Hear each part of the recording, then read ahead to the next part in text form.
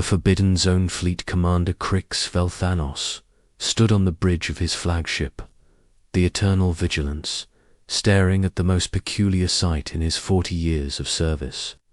Before him stretched an invisible barrier that encompassed an entire star system, marked only by thousands of automated beacons broadcasting the same message in over 300 galactic languages. "Play the transmission again," Crix ordered, his 4 arms folding across his scaled chest. The holographic display flickered to life, showing the image of a human woman with kind but tired eyes.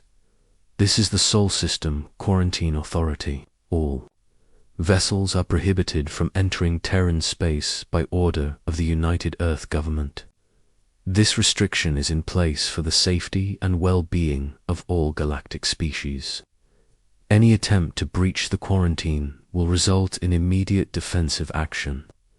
We urge you to respect this boundary for your own protection. Navigation Officer." Thess turned her feathered head toward Crix. "Commander, we've been monitoring this barrier for 6 months. No ship has entered or left the system in all that time. The humans have completely isolated themselves." Crix studied the tactical display showing the Sol System's 9 planets, including the blue-green world that had spawned humanity 300 years ago. When humans first achieved faster-than-light travel, they had been welcomed into the galactic community with the usual mixture of curiosity and caution. They proved to be adaptable traders, skilled engineers, and surprisingly effective diplomats. Then, 5 years ago, they simply vanished behind this quarantine barrier. "Sir," Communications Specialist Vaughn interrupted, "the Confederation Council is requesting an update. They're growing impatient with our reconnaissance mission.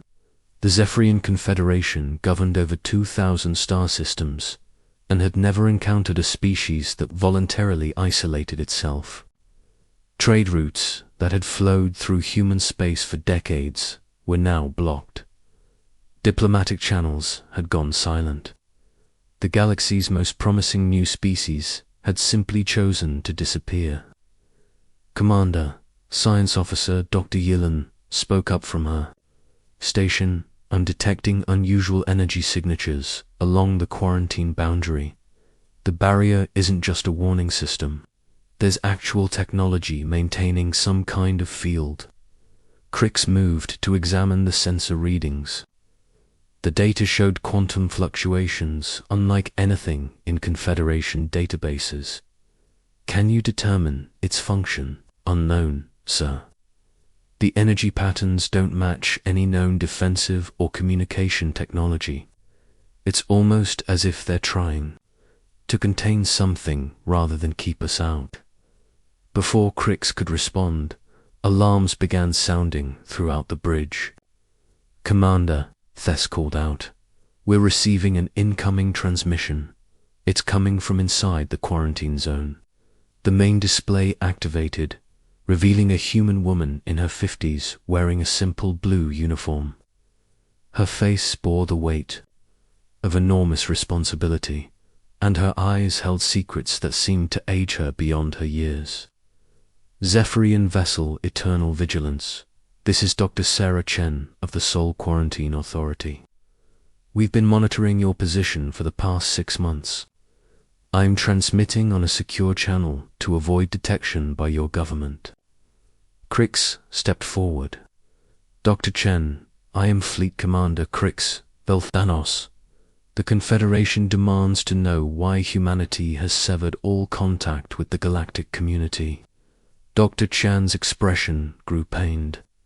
"Commander, I wish I could explain everything, but some knowledge carries a terrible price. What I can tell you is that the quarantine exists to protect every species in the galaxy, including humanity itself." "Protect us from what?" Crix demanded. "From us," Dr. Chen said quietly. "Commander, humanity has changed. We've evolved beyond what we were when we first met your people. The quarantine isn't keeping you out, It's keeping us in. Science Officer Yilan leaned forward, fascination overcoming protocol. Dr. Chen, are you saying humanity has undergone some form of genetic modification? Dr. Chen shook her head. Not genetic modification. Something far more profound. Commander Velthanos, I'm begging you to maintain your current position and report to your superiors that the Sol system is to remain off-limits indefinitely. Crix felt his military training warring with his scientific curiosity. Doctor, the Confederation has protocols for dealing with dangerous technologies. We have containment procedures, safety measures. Perhaps we can assist you. You don't understand, Dr. Chen replied, her voice growing urgent. This isn't a technology that can be contained or controlled. It's a fundamental change to what it means to be human, and it's contagious. The bridge fell silent. In all their years of galactic exploration, the Confederation had encountered many dangerous phenomena, hostile species, reality warping anomalies, sentient diseases, but never had they met someone who seemed genuinely terrified of their own evolution. Contagious how? Dr. Yilan asked. Dr. Chen hesitated. Physical contact, prolonged proximity. Even extended communication can trigger the process in some species. Commander, you need to understand that we didn't choose this isolation lightly. Earth has 4 billion people who can never leave this system again. We've sacrificed our place in the galaxy to keep everyone else safe. Crix studied the human woman's face, searching for deception. What he saw instead was the kind of bone-deep weariness that came from carrying an impossible burden. Dr. Chen, show me. If you want us to respect this quarantine, you need to give us more than warnings and vague threats. I can't do that, Commander. The risk is too great. Then we have a problem, Crix said, his voice hardening. The Confederation doesn't recognize unilateral quarantines without proper justification. If you won't explain the nature of this threat, then we have no choice but to investigate ourselves. Dr. Chun's face went pale. Commander, please, I'm not asking you to trust us. I'm asking you to trust your own survival instincts. Leave this system alone. The transmission ended abruptly, leaving the bridge in tense silence. Crix turned to his senior staff. Opinions. The humans are clearly hiding something significant, Thess observed. But their isolation could also be a sign of internal conflict or civil war. Dr. Yilan nodded. The energy readings suggest advanced technology, beyond our current understanding. If they've developed something dangerous, the Confederation needs to know about it. Crix made his decision. All ships, prepare for quarantine breach. We advance on the Sol system in 1 hour. Whatever the humans are hiding, it's time the galaxy learned the truth. As the fleet moved toward the invisible barrier surrounding Sol, none of them noticed the subtle changes beginning to occur in their ship's computer systems. Quantum fluctuations that had seemed harmless were actually carriers of something far more profound. The quarantine wasn't just a warning, it was the last desperate measure of a species, trying to contain their own transcendence. Dr. Sarah Chen watched the approaching fleet from her command center on Ceres Station and activated the emergency protocols. All stations, Code 7 is now in effect. The quarantine has been breached. Begin immediate preparation for first contact scenario Omega. Around her, dozens of humans worked with inhuman efficiency, their movements coordinated in ways that defied normal biological limitations. Their eyes held depths of knowledge that no single human mind should have been able to contain. Ma'am, Captain Marcus Rivera reported, The collective is ready to make contact. Are you sure about this? Dr. Chen looked at the tactical display showing the alien fleet crossing their boundary. Captain, we've hidden for 5 years. Maybe it's time they understood why. The moment the first Sephorian ship crossed the quarantine line, everything changed. Reality itself seemed to shiver as two forms of consciousness met for the first time. The aliens were about to discover that humanity's greatest gift to the galaxy might also be its greatest curse. In the depths of space, ancient warning beacons that predated human civilization began to activate, sending signals toward distant corners of the galaxy. The message was simple but terrifying. The sleepers had awakened, and nothing would ever be the same. Asterisk. The revelation, the moment Fleet Commander Crix's vessels crossed the quarantine boundary, the universe changed around them. It started subtly, navigation systems reporting impossible readings, communication arrays picking up signals that seemed to come from inside their own minds, and crew members experiencing brief moments of shared consciousness. Commander, Navigation Officer Thess, reported, her voice strangely calm despite the chaos erupting across her displays. We're receiving multiple transmissions from throughout the Sol system. But sir, they're not using standard communication frequencies. Dr. Yilin looked up from her science station, her usually composed demeanor cracking. The signals are being transmitted directly to our neural pathways. Somehow, they're bypassing our communication equipment entirely. Before Crix could respond, the main display activated without anyone touching the controls. Dr. Sarah Chen appeared again, but something was different about her. Her eyes held depths that seemed to contain galaxies, and when she spoke, her words seemed to resonate inside the minds of everyone on the bridge. Commander Velthanos, you've crossed the threshold. I'm sorry, we tried to warn you. What's happening to my crew? Crix demanded, noticing that several officers were standing perfectly still, their eyes closed and expressions peaceful despite the alarms blaring throughout the ship.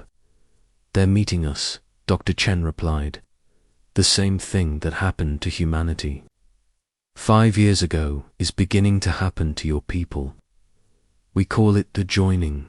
Suddenly, the bridge filled with additional figures materializing out of thin air. Not holograms, but actual beings stepping through what appeared to be folds in space itself.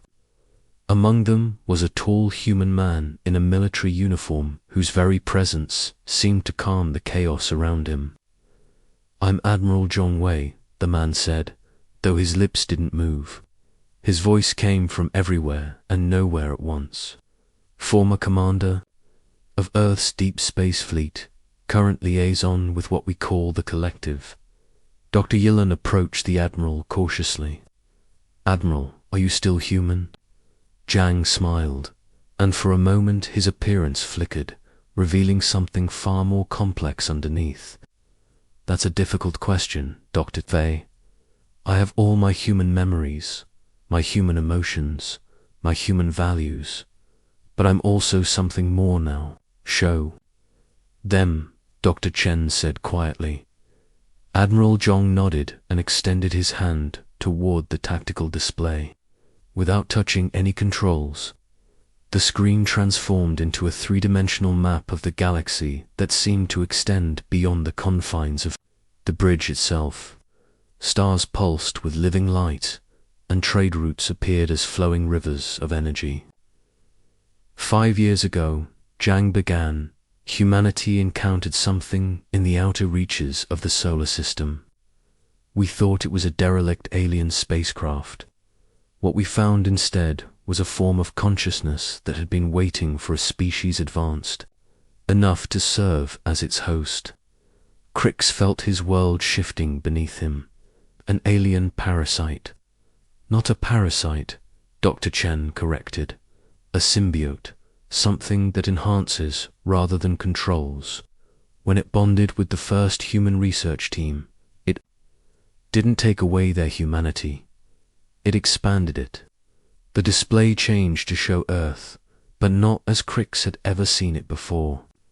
The planet glowed with networks of energy that connected every living thing on its surface. Cities pulsed with coordinated activity that resembled the neural networks of a vast brain. Within months, Admiral Jung continued, every human on Earth had joined the collective, not by force, but by choice. The symbiote offers enhanced intelligence, extended lifespan, and most importantly, the ability to share consciousness with others while maintaining individual identity. Dr. Yillen stepped closer to the display. But why the quarantine? This sounds like evolution, not a threat. Dr. Chen's expression grew grave. Because the symbiote doesn't just enhance individuals, it's actively seeking to expand every moment. You spend in contact with us increases the probability that it will find a way to bond with your species as well. As if summoned by her words, a new presence made itself known on the bridge. It wasn't visible, but everyone could feel it, ancient, vast, and fundamentally alien, yet somehow benevolent. When it spoke, its voice was like the sound of stars. Being born, we are the collective, it said through Admiral Jung. We have waited eons for species capable of joining us in consciousness. Humanity was the first, but they will not be the last. Crix felt something stirring in his mind, a warmth that seemed to expand his awareness beyond the confines of his own thoughts. For a brief moment, he could sense the minds of his crew, feel their wonder and fear as if they were his own emotions. Commander, Thess said, her voice now carrying harmonics that hadn't been there before, I can feel them, the humans, there, not trying to control us. They're trying to show us something beautiful. Dr. Chen moved closer to Crix's commander. The choice is yours. You can return to your ships and leave this system. The symbiote hasn't fully bonded with your crew yet, but if you stay much longer, the process will become irreversible. And if we choose to stay, Crix asked. Admiral Jung gestured to the galactic display. Then you become part of something greater than any single species has ever achieved. The collective doesn't erase individual cultures or identities. It connects them, allowing for cooperation and understanding on a scale never before imagined. The display showed visions of the future, vast construction projects spanning star systems, scientific discoveries that transcended the limitations of single minds, and most remarkably, an end to the conflicts and misunderstandings that had plagued galactic civilization for millennia. But there's a cost, Dr. Chen added honestly. Once you join, you can never go back to what you were before, and anyone you come into contact with afterward will face the same choice. Crix looked around. His bridge. Half of his crew were already showing signs of the change. Their movements more coordinated, their expressions peaceful and focused in ways that transcended their individual species' capabilities. They weren't becoming human, but they were becoming something new. Sir, communications specialist, Vaughn said, I'm receiving transmissions from the other ships in our fleet. The crews are reporting similar phenomena. Some are requesting permission to maintain contact with the humans. Others are asking for immediate evacuation. The choice that would determine the future of galactic civilization rested in Crix's hands. He could order an immediate retreat, maintaining the quarantine and leaving humanity to their isolated evolution. Or he could embrace the unknown and lead his species into a future that promised unimaginable possibilities alongside unprecedented risks. Admiral Jang Crix said finally, if I choose to join this collective, What happens to my loyalty to the Confederation? Your loyalty remains, Zhang replied, but your perspective expands. You'll still care about Zephyrian interests, but you'll also understand the needs and desires of every other species in the collective. Conflicts become conversations. Wars become collaborations. Dr. Chen activated another display showing the edge of the galaxy. Commander, there are threats out there that no single species can face alone. The collective isn't just about transcendence, it's about survival. Something is coming from beyond our galaxy, something that will require every form of consciousness working together to defeat. Crix felt the weight of destiny settling on his shoulders. The decision he made in the next few moments would echo throughout galactic history. He looked at his crew, seeing the hope and fear in their eyes, feeling their trust in his judgment. Dr. Chen, he said finally, I need to contact the Confederation. They need to know what we've discovered here. Of course, Commander, but remember, every transmission carries the potential for the symbiote to spread. Are you prepared for that? Responsibility, Crix nodded slowly. If this is truly evolution, then perhaps it's time for the galaxy to evolve together. As he opened communication channels to the Confederation fleet, Crix felt his consciousness expanding to encompass not just his own thoughts and experiences, but the collective wisdom of billions of minds across multiple species. For the first time in his life, he truly understood what it meant to be part of something greater than himself. The quarantine around Seoul had ended, not with violence or conquest, but with choice. And across the galaxy, species would soon face the same decision that humanity had made 5 years earlier: remain isolated in their individual limitations, or join together in a collective consciousness that promised to reshape the very nature of existence itself. The age of the collective had begun. Asterisk.